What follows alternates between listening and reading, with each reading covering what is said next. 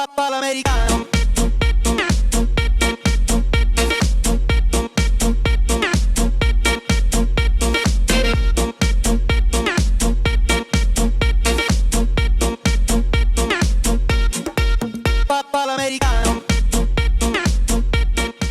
Michael Sheen, do you guys watch Masters of Sex? I don't watch that show.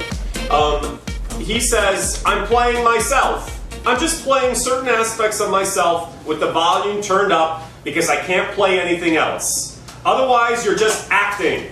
And I'm not here to act. I'm here to be me and explore who I am, warts and all, in all roles. Well, there you go. Acting made simple. How many different times, let me get rid of this. How many different permutations do you need to hear it? It's always going to be asked of a deeper part of you, and for certain roles you're going to be asked to evoke or turn up or turn down the parts of you that you have to lean into for a role. Some roles require more this or more that, and maybe you don't lead from that part, so you have to find that part in yourself. But it's always coming from self, always. So I love that the taboos are broken and the mystery about acting, it's not really that mysterious. You know, walking here though, what I do think is mysterious, besides that clanking noise, we might have to send somebody down and be like, hey, it's SOS.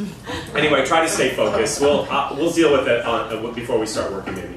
But I do think, you know, listen, I don't have any absolutes in what I teach, and I'm just figuring it out just like everybody else. And anybody who says they have it figured out, I wouldn't trust those people. Although I do find that when it comes to acting training, the same rules apply as applied to life. And one of the things I do find really interesting is I was walking here, I was having a conversation with Jonathan in the office, and he's about ready to open a show, and lots of crazy stuff is coming up for him. And I just talked to him about, you know what, it's okay to ask for help. It's okay to say, you know, because he's basically kind of communicating that he's in over his head a little bit or he's feeling overwhelmed, and everybody else in the cast is like, oh no, you're doing fine, you're doing fine. But that doesn't help you when you're in it. When you're in it, you're like, no I'm not, I suck, or this is terrible, or I'm never going to get through it. So sometimes just being able to say, you know what, to the director, I need to talk this through, or can you help me see this in a different way, or this isn't working for me. That also can give you clarity and insight and an opening, and this thing that I want to talk about, which is confidence. And I thought, you know, I don't know, it's interesting. We're going to do a little warm-up that is about confidence. I think it's going to be fun. But, you know, Malcolm Gladwell, who's a huge hero of mine, so many scientists are like really inspiring to me, and he talks about the 10,000 hour rule. So it takes about 10 years or 10,000 hours to become an expert at what you do. So that's just by doing it. Over time, you're going to get better and better. You young tots, you're just going to get better as you get older. Seriously. If you're good now, it's only going to get better because you're going to have more stuff to pull from. You're going to have more experience. You're going to have more confidence. You're going to be able to lean back into the things that you've already done without realizing it, you're doing it. So, of course, I subscribe to that philosophy, or that it's actually science. I also subscribe to one of my other favorite social researchers, Amy Cudahy, who talks about fake it until you make it. You fake it until you make it, and then you realize you become it. When I'm doing that, I'm just like looking back. You see? You look back once you are living the thing that you didn't think you could live because you faked your way into it. And they are both scientifically quantifiable. It's been proven. But I thought, well, why don't we just for tonight think about it in terms of what if we just took the physics loophole, took the physics quantum leap, and just faked our way into confidence. Because I thought that, you know, when I think about confidence, if you right now, just right now, close your eyes for a second. With that lovely African drum beat in the back. Yes, just say out loud, I am confident, I am capable. Just say it like 5 times. I am capable. Yes. I am confident. Come on, I am capable. Yes. I am confident. I am capable. Yes. I am confident. I am capable. Yes. I am confident. I am capable. Okay, good. So, with the exception of Stephen Chang in the front row, who's like this, for everybody else, I'm just kidding. What did that make you feel when you said it? Powerful. Good. Yeah, energetically it changed your body.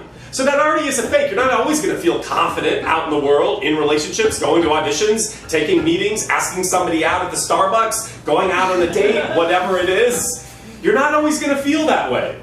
But I thought that it was so interesting, just that energetic shift, like, gives you uplift, if you will. And then I started thinking about, for me, the word confidence means, for me, more, if I think about the word enthusiasm. which comes from the late Latin enthusiasmus, which comes from the Greek entheos, which is amazing. I'm sure you know what that means. It comes from the inside.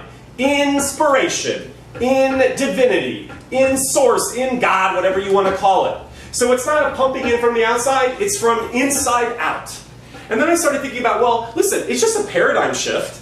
Doesn't it feel better to walk around in the afternoon or going into a meeting silently monitoring to yourself, I am confident, I'm capable, I can do this, I know how to do this, rather than womp womp. Any kind of permutation of a womp womp? For sure, yes, and there are many. So I think what we want to try to do is, for a week, just this week, I want you out in the world when you're experiencing something new where you feel, listen, the thing about being confident doesn't mean you're not going to feel contrary feelings. That's the point. But you can still shift toward changing the energy. You know, this isn't the best example in the world, but I also think the recovery rate from being confident serves you well. So I like to think, I think of myself more as enthusiastic, but the other day on Sunday, I had to go to the Valley because I had a business meeting, and I was meeting this woman who I'd never met before. And I got there a little bit early, so I texted her, and I was like, well, I'm here at this cafe, and I'm arriving, or I was walking down the sidewalk, and she's like, okay, I'm coming. So I was walking, and there was a woman walking this way a little bit later, and she had on sunglasses, and you know, it was like 100 degrees, and everybody, you know, I couldn't see because there was sunglasses, and so she had on her Ray-Bans, and I thought she was looking straight at me. And I was like, oh, well, that must be Alicia. So I was like, Alicia! No, she was not looking for Tony. She literally just kept walking right past me and pretended that interaction did not happen. And I recovered from that very quickly because that's an example of, whatever you want to call it, enthusiasm, confidence, being aware of your energy. Everybody else looked at me like I was so crazy saying hello to somebody that I didn't know, and she completely denied me. Who cares? It's a faster recovery rate. So that's what I want to do this week. I want you to think about working confidence. And I just want to end with this because, you guys, if you think about it, it's really just about an energy expenditure. Which feels better? It takes really the same amount of energy to just say what you just said. I'm confident, I'm capable, I know what I'm doing, even if you don't always feel like you do. Just monitoring that as opposed to working a paradigm that's based in negativity. You know, you could say life's unfair. Well, so what? Of course it is. But how does that serve you? You see, it doesn't serve you. Or you could even say life isn't unfair. Life isn't unfair, it's just how you choose to see life. I mean, that's a deeper way of looking at it. I'm just using that as an example of changing our self-talk. That's what we have to do. And it's up to you, as I always say, it's not up to your mother, it's not up to your father, it's not up to your teacher or your lover, it's not up to your agent or your manager. Nobody can get inside your brain and rewire you. But we all, thank God, have been given this gift to be able to rewire our own neurological hardwiring. So that's up to you. So if you don't like what you say, you can change it. If you don't like how you feel, you can change it. Somebody can't change that feeling for you. In the short term, I'm dating Rachel, it's really sweet, and she makes me feel so good, and then around the 6-month mark, no. She can't do it. It's not a permanent change through someone, through a job, through a career, getting an agent, booking. All these things are important. We're here to create. We're here to create something meaningful. However, that's not the sustainable factor. It's an internal factor. All right, so we're going to work on confidence this week. You're going to fake it until you make it.